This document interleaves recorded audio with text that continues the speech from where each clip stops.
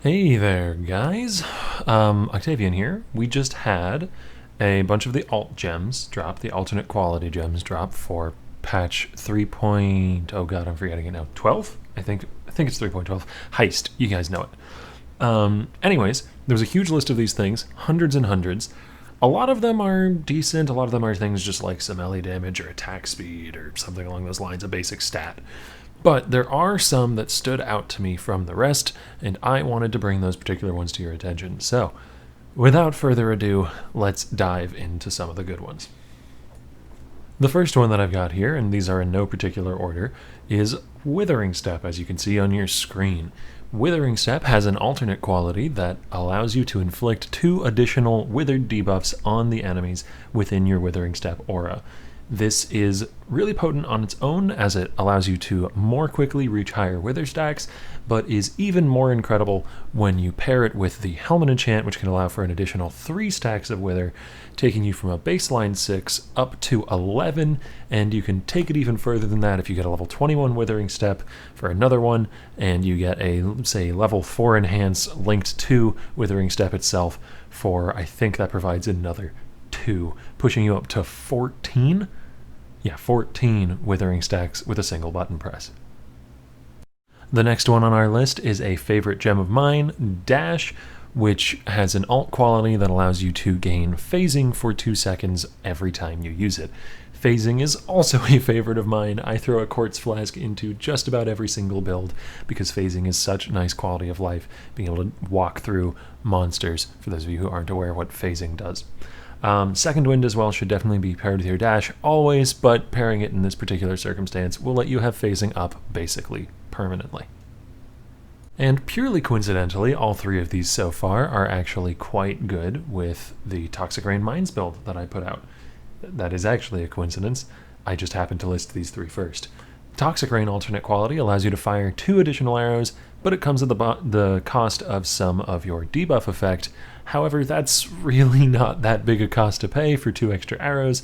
The extra clear that provides is insane, and if you get enough AoE, you might even get an additional pod overlap out of this. You can even run Aspect of the Spider if you really want that hinder back, and just replace your hinder with a more powerful one from Aspect of the Spider. The next coolest one is going to be the alt quality summon skeletons that we did already see teased before the league launched. The archers are neat. I don't actually know the stats on the skeletal archers. I'm not sure exactly how powerful they'll be, but a ranged advantage is basically never bad, and it's a new minion type to play around with.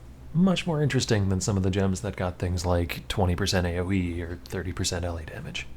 This one is one that I'm particularly excited for. Summon Holy Relics have 20% increased cooldown recovery rate. There was previously no means by which to scale the cooldown recovery rate of a Summon Holy Relic, and by that I mean the cooldown of the ability the Holy Relic itself uses, not the cooldown of us summoning them. Which means that this is an actually pretty darn massive damage boost for Holy Relic, as it's effectively the only way to give it any kind of real cast speed, if that makes sense. If you want to go for this one, I suggest going all out, doing a dedicated Holy Relic build, and throwing on a Geoffrey's helmet to be able to summon a second one.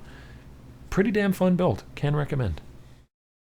Smoke Mine is a universally useful movement skill, given that it gives you a slight movement speed buff on use, and with this alt quality it will also give you some attack and cast speed.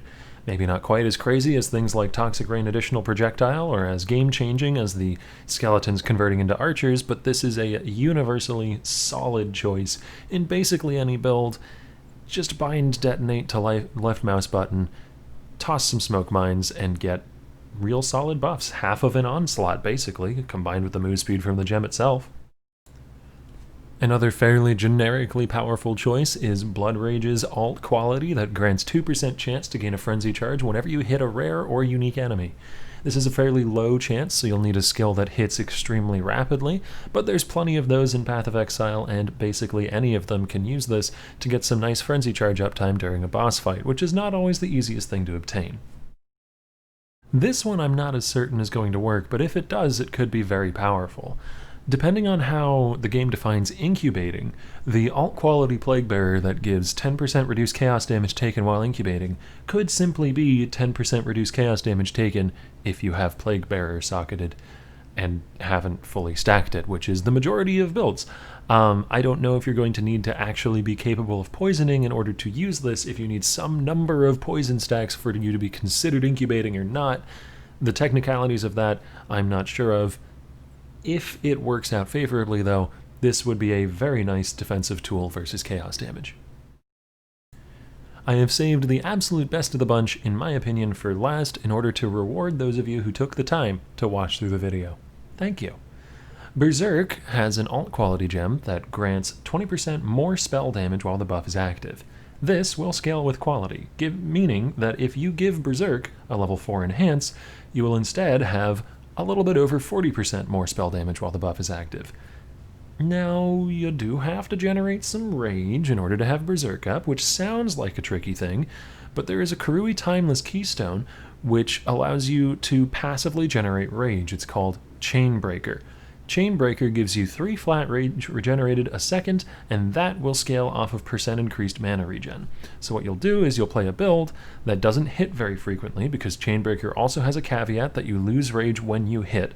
So ideally something with totems or traps or mines, as none of those count as your hits, so you can get around that.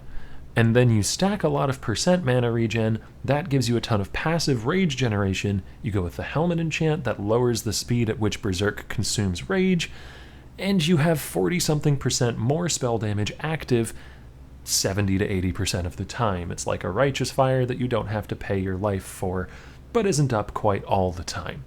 It's extremely powerful, and I haven't even pushed it all the way yet. You could even throw this thing into a goddamn Vix Lunaris if you wanted to.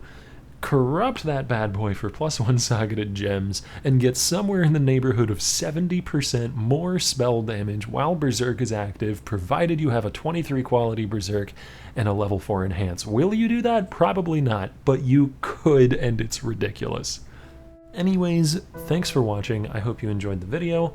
I will be league starting a little bit late this league, so if you're catching the video before the league starts, right as it's being uploaded basically, I will be live for the first day of the league, but I might be a few hours after league start itself happens. So feel free to tune into the stream though. I will be live pretty much every day going forwards. I usually start around midnight to 1 a.m. Eastern time and go until 7 or 8 in the morning Eastern time.